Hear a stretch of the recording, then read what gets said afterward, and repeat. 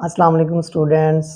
First year chemistry chapter number 3 theories of covalent bonding and shapes of molecule में हमारा जो आज का लेक्चर है वो है lecture number 5 VSEPR theory. VSEPR theory हम किसको कहते हैं? वेस्पर थ्योरी हम कहते हैं valence shell electron pair repulsion theory. Valence shell electron pair repulsion theory क्या है? Valence shell electron pair repulsion theory को सबसे पहले सिजविक एंड पॉल ने 1940 में डिस्क्राइब किया था और इसमें इन्होंने क्या किया था, इन्होंने मॉलिक्यूल की शेप्स को प्रिडिक्ट करने के लिए ये थ्योरी पेश की थी। हमारे पास बेसिक प्रिंसिपल अगर हमने देखना हो वेस्पर थ्योरी का तो हम कैसे देखेंगे? बेसिक प्रिंसिपल हमें कहता है कि हम मॉलिक्यूल की शेप्स को प्रिडिक्ट कर सकते हैं on the basis of repulsion between the electron pair present in the valence shell of central atom. इसका क्या मतलब है? इसका मतलब ये है कि हमारे पास कोई मॉलिक्यूल है, उसके सेंट्रल एटम में जो इलेक्ट्रॉन पेयर्स होंगे उनमें जितनी रिपल्शन होगी उस रिपल्शन की वजह से हम इजिली मॉलिक्यूल की शेप्स को प्रिडिक्ट कर सकते हैं। के बाद अगर आप चाहते हैं कि आपको वेस्पर थ्योरी अच्छे तरीके से समझ आ जाए तो आपको मेन पोस्टुलेट को अपने माइंड में रखना होगा। अगर आपको मेन पोस्टुलेट क्लियर हो जाते हैं तो आप इजिली किसी भी मॉलिक्यूल की शेप को प्रिडिक्ट कर सकते हैं। तो मेन पोस्टुलेट हम स्टार्ट करते हैं। फर्स्ट पोस्टुलेट हमारे पास क्या है? फर्स्ट पोस्टुलेट ये कहता है हमें कि सेंट्रल एटम अपने इलेक्ट्रॉन पेयर्स को इस तरीके से अरेंज करेगा कि उनके दरमियान मैक्सिमम डिस्टेंस हो। वो क्यों? वो इस वजह से कि रिपल्शन कम से कम हो। फॉर एग्जाम्पल हमारे पास कोई मॉलिक्यूल है, यानी कि हमारे पास है AB2 टाइप मॉलिक्यूल। तो इसमें हमारे पास जो A है इसको हम कहते हैं सेंट्रल एटम और B2 हमारे पास क्या है? B2 हमारे पास इलेक्ट्रॉन पेयर्स हैं। अब सेंट्रल एटम अपने इलेक्ट्रॉन पेयर्स को इस तरीके से अरेंज करेगा कि इनके दरमियान मैक्सिमम डिस्टेंस हो ताकि रिपल्शन कम से कम हो। कैसे? इस तरीके से अरेंज करेगा कि इनके दरमियान मैक्सिमम डिस्टेंस हो। तो अगर हम देखें तो सेंट्रल एटम ने अपने इलेक्ट्रॉन पेयर्स को इस तरीके से अरेंज किया हुआ है कि इनके दरमियान मैक्सिमम डिस्टेंस हो, जो कि हमारे पास कितना है? 180। और हमारे पास जो इस मॉलिक्यूल की शेप है उसको हम कहते हैं लीनियर शेप। इसके बाद इसके अलावा अगर हम कोई एग्जांपल देखना चाहें तो हमारे पास AB3 टाइप की हम एग्जांपल देते हैं। तो AB3 हमारे पास में इसमें A सेंट्रल एटम है और B3 हमारे पास क्या है? Electron pair. तो A अपने इलेक्ट्रॉन पेयर को इस तरीके से अरेंज करेगा कि इनके दरमियान क्या हो? मैक्सिमम डिस्टेंस हो। तो इस तरीके से सेंट्रल एटम ने एक दूसरे को इलेक्ट्रॉन पेयर को अरेंज कर लिया है कि इनके दरमियान मैक्सिमम डिस्टेंस हो। फॉर एग्जाम्पल मैं अगर कोई जनरल एग्जाम्पल दूं, मैं क्लासरूम में खड़ा हूं, इस वक्त मैं किसी स्टूडेंट को कहूं कि इस रूम में कहीं ऐसी जगह चले जाओ कि तुम्हारी और मेरे दरमियान मैक्सिमम डिस्टेंस हो, तो वो क्या करेगा? वो क्लासरूम के कोने में जाके खड़ा हो जाएगा। तो उसके और मेरे दरमियान क्या होगा? मैक्सिमम डिस्टेंस मौजूद होगा। तो सेंट्रल एटम भी अपने इलेक्ट्रॉन पेयर्स को इस तरीके से अरेंज करता है कि इनके दरमियान मैक्सिमम डिस्टेंस हो ताकि इनके दरमियान रिपल्शन कम से कम हो। ठीक है, तो फर्स्ट पॉइंट उम्मीद करता हूं आपको क्लियर हो गया होगा। अब सेकंड पॉइंट क्या है? मैंने यहाँ पे बात की है इलेक्ट्रॉन पेयर्स की। क्या बात की हमने? इलेक्ट्रॉन पेयर्स की। इलेक्ट्रॉन पेयर्स हमारे पास दो तरह के होते हैं। इलेक्ट्रॉन पेयर्स कितने तरह के होते हैं? दो तरह के होते हैं। एक जो है हमारे पास उसको हम कहते हैं बॉन्ड पेयर और दूसरा हमारे पास क्या है? उसको हम कहते हैं लोन पेयर। बॉन्ड पेयर और लोन पेयर। अब इसको गौर से समझिएगा। बॉन्ड पेयर किसको कहते हैं? जो बॉन्डिंग में हिस्सा ले रहा है। और लोन पेयर किसको कहते हैं? जो बॉन्डिंग में या शेयरिंग में हिस्सा नहीं ले रहा। कैसे? सेंट्रल एटम के अनपेयर्ड इलेक्ट्रॉन और उसके सराउंडिंग एटम के अनपेयर्ड इलेक्ट्रॉन एक दूसरे के साथ शेयरिंग करके बॉन्ड बना लेते हैं, तो इसको हम कहते हैं बॉन्ड पेयर।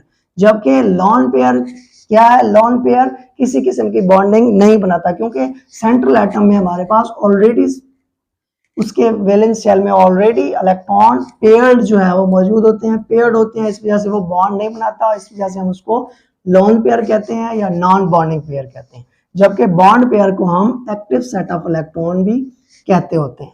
फॉर एग्जाम्पल अगर मैं इसकी एग्जाम्पल दूं तो हमारे पास इसकी एग्जाम्पल है अमोनिया NH3। तो इसका अगर मैं स्ट्रक्चर बनाऊं तो मैं इस तरीके से बनाऊंगा।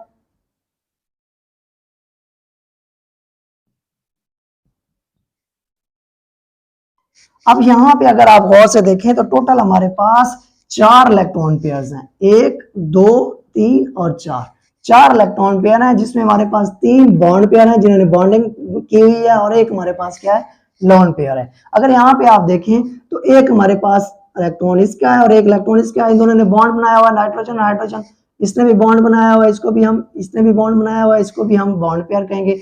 जबकि यहाँ पे हमारे पास जो है, ये हमारे पास पेयर इलेक्ट्रॉन मौजूद हैं, तो इसको हम कहेंगे लोन पेयर।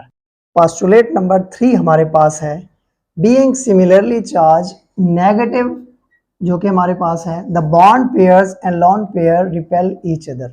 यानी कि इलेक्ट्रॉन पेयर सिमिलर चार्ज होने की वजह से एक दूसरे को क्या करेंगे, मैक्सिमम रिपेल करेंगे। बीइंग सिमिलरली चार्ज, हमारे पास नेगेटिव है बॉन्ड पेयर के ऊपर और नेगेटिव हमारे पास है इलेक्ट्रॉन पेयर के ऊपर, तो ये एक दूसरे को क्या करेंगे, मैक्सिमम रिपेल करेंगे। नेक्स्ट पोस्टुलेट हमारे पास क्या है, नेक्स्ट पोस्टुलेट हमारे पास ये है कि सेंट्रल एटम इस रिपल्जन की वजह से कोशिश करेगा कि इलेक्ट्रॉन पेयर को ज्यादा से ज्यादा डिस्टेंस पर रखे। क्या करेगा, due to the repulsion the electron pair of central atom try to be far apart as possible. कोशिश करेगा कि इलेक्ट्रॉन पेयर को मैक्सिमम डिस्टेंस के ऊपर क्या करे, ले जाए। नेक्स्ट पोस्टुलेट हमारे पास क्या है, नेक्स्ट पोस्टुलेट हमारे पास है repulsion order between the electron pair. हमेशा याद रखिएगा, लोन पेयर रिपल्जन सबसे ज्यादा होगी, उसके बाद lone pair bond pair repulsion, और सबसे कम हमारे पास रिपल्जन जो होगी वो होगी लोन पेयर बॉन्ड पेयर। दोबारा से सुन लें, पोस्टुलेट नंबर 5 हमारे पास क्या है, पोस्टुलेट नंबर 5 हमारे पास है repulsion order between the electron pair के लोन पेयर की रिपल्जन सबसे ज्यादा होगी, उसके बाद लोन पेयर बॉन्ड पेयर की, और सबसे कम रिपल्शन जो होगी वो होगी बॉन्ड पेयर के दरमियान। नेक्स्ट पोस्टुलेट की तरफ चलते हैं। नेक्स्ट पोस्टुलेट क्या कहता है कि लोन पेयर जो होगा वो ज्यादा से ज्यादा जगह घेरेगा as compare to bond pair. Lone pair occupy more space as compare to bond pair. इसकी क्या वजह है, इसकी एग्जांपल लेते हैं हम। अभी मैंने थोड़ी देर पहले बताया था नाइट अमोनिया के बारे में, NH3। इसका अगर हम स्ट्रक्चर ड्रा करें इस तरीके से करेंगे,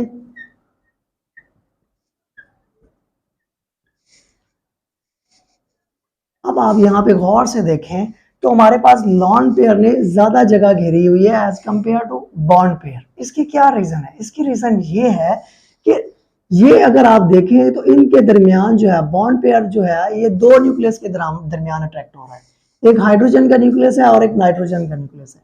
जबकि हमारे पास जो ये लोन पेयर है ये जस्ट एक न्यूक्लियस के दरमियान अट्रैक्ट हो रहा है, जिसकी वजह से ये मैक्सिमम स्पेस ऑक्युपाई कर रहा है, जिसकी वजह से ये क्या कर रहा है, मैक्सिमम स्पेस ऑक्युपाई कर रहा है। उसके अलावा एक और एग्जांपल ले लेते हैं, जैसे हमारे पास वाटर है, तो वाटर क्या है, वाटर की शेप अगर हम बनाएं तो इस तरीके से बनाते हैं।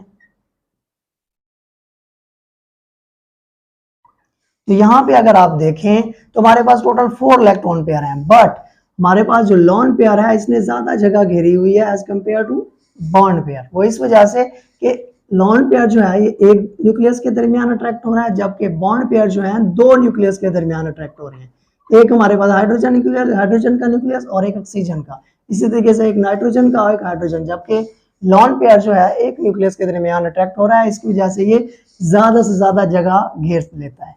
नेक्स्ट पोस्टुलेट क्या है, नेक्स्ट पोस्टुलेट ये है कि मॉलिक्यूल की जो फाइनल ज्योमेट्री होगी, फाइनल शेप होगी, वो डिपेंड करेगी upon number of electron pair as well as nature of electron pair.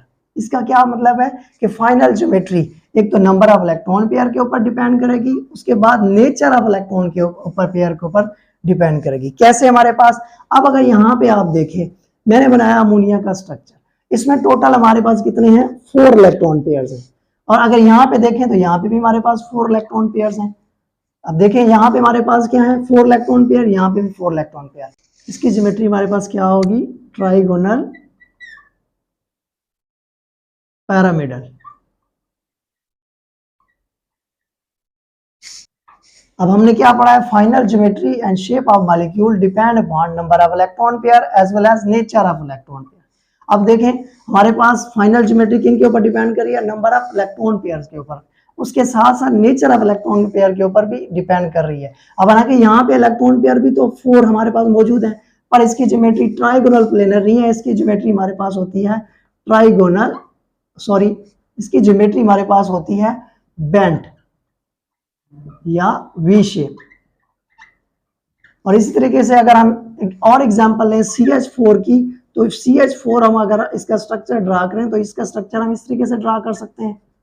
अब इसमें भी हमारे पास टोटल 4 इलेक्ट्रॉन पेयर हैं, पर इसकी हमारे पास ज्योमेट्री जो है ना बेंट है ना ही ट्राइगोनल प्लेनर है, इसकी ज्योमेट्री हमारे पास है टेट्राहेड्रल।